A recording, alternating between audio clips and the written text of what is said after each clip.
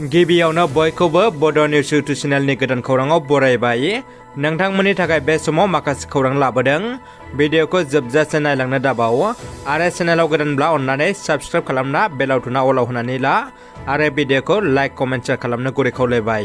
दानिया फैदो दिनैनि खौराङाव। गिबि खौराङाव दङ महन बागान सुपार जायन्ट्सआ 19 खेब दुरान्ड कापनि चेम्पियन रेकर्ड खालामदों। देग्लायनि 132थि दुरान्ड कापनि फाइनालाव महन बागान सुपार जायन्ट्सआ देरहासार।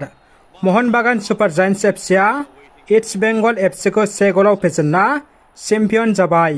मैया बेलासि 4 रिंगानिफ्राय कलकातायाव जागायनाय फाइनाल गेलेनायाव मोन्नैबो हानजाया गोख्रोङै गेलेयो। जोबथा गेलेनायाव महन बागान सुपार जायन्ट्सआ इस्ट बेंगलखौ 1 गल सोना देग्लायनि चेम्पियन ट्रफिखौ आवग्रिनो हायो।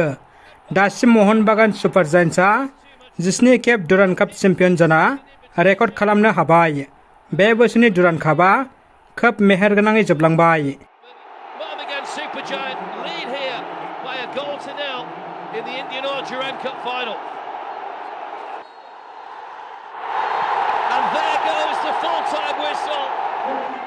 भारतारि अख्रांमा नायबिजिरसं फसंथान इसर'नि थाखाय मोनसे जोबोद दुखुनि खौरां।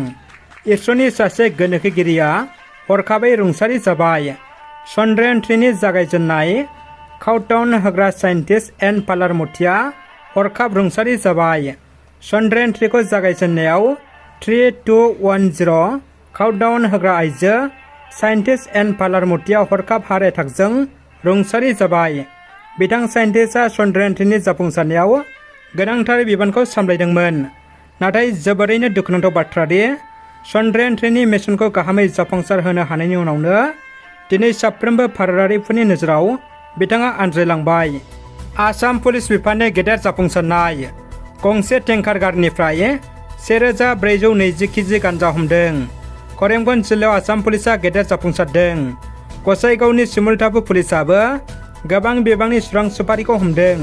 गासै मोन 12 बस्ता सुरां सुपारिखौ पुलिसआ गंसे बासनिफ्राय हमनो हादों।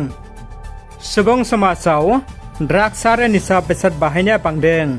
गोबां बिबांनि ड्राग्स बाहायनानै सासे सुबुंनि जिउ खहा जादों। जनायनि उदैफोराव सासे सुबुंनि गोथै देहा बोखांदों। गोबां ड्राग्स बाहायनायनि जाहोनाव जिउ गोमादों होनना सन्देह खालामदों थागिबि सुबुंफ्रा। उनाव थागिबि सुबुंफ्रा गोथै देहाखौ पुलिसनो खौरां हरो। थैनाय सुबुंनि मुङा उदयपुर गामिनि थागिबि लखिन्दर सनवाल। थैनाय सुबुङा ड्राग्सजों गोदोना थाग्रामोन आरो बिथांनिफ्राय गोबां ड्राग्सबो मोननो हादों होननानै थागिबि रायजो राजाफ्रा मिथिहोदों। समाजारि बिजोङाव भाइरेल भिडिअनि सायाव खेंफोरथि होदों चेयारमेन सुक्रजय गयारिया। क'क्राझार जिल्लानि गेन्द्राबिल फिस्टिसनि मासिगिरि सुक्रजय गयारिया रोखा खेंफोरथि होदों। सफिया बेगम मुंनि सासे आइजोआ बिथांखौ गाज्रि फासायदों। 5 लाख रां दाबिना आंखौ गाज्रि भिडिअ खालामदों दुथांफोरा होनना बिथाङा बुंदों।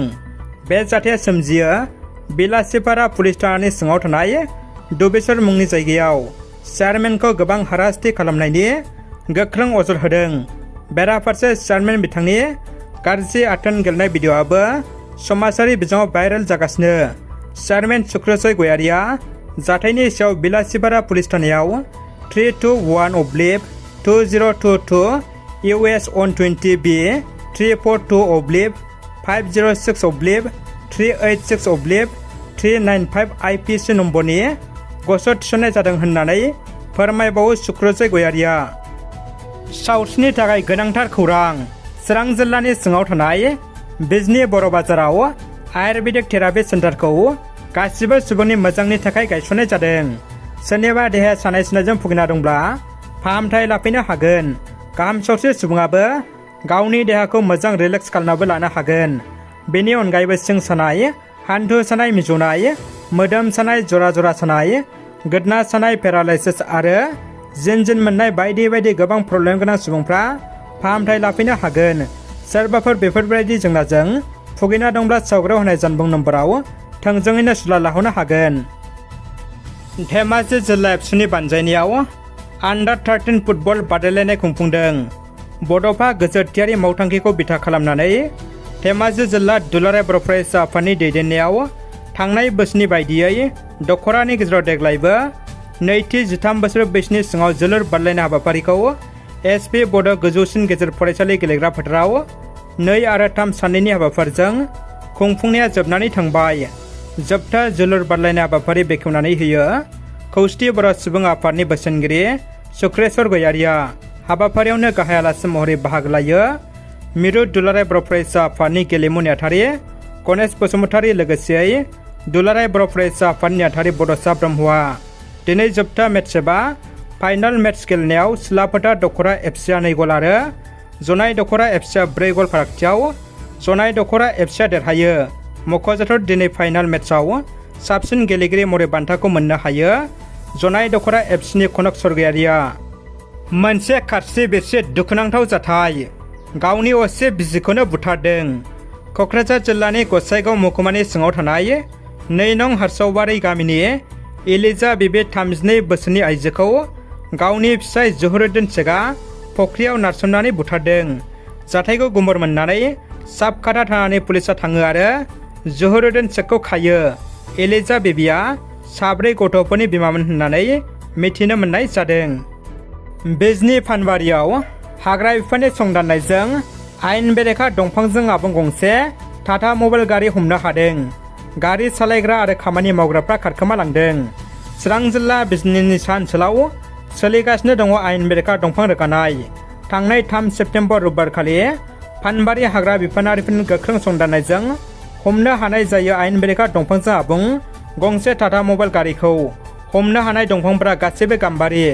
गोबां बिबांनि गाम्बारि दंफांफोरखौ S15C3973 नम्बरनि टाटा मबाइल गारिजों लोगोसे हमनो हायोब्लाबो गारि सालायग्रा आरो खामानि मावग्राफ्रा खारखोमानो हायो होनना हाग्रा बिफानारिफ्रा मिथिहोयो। उनाव गारिजों लोगोसे गाम्बारि दंफांफोरखौ हाग्रा बिफाननि मावखुलियाव गथायनानै होयो। मख'जाथावदि रबिबारखालिनो गुबुन मोनसे संदाननायजों बिजनी हाग्रा बिफाना आयेन बेरेखा सोनग्रेबेलजों आबुं गंसे डाम्पार गारिखौबो हमनो हाबावो।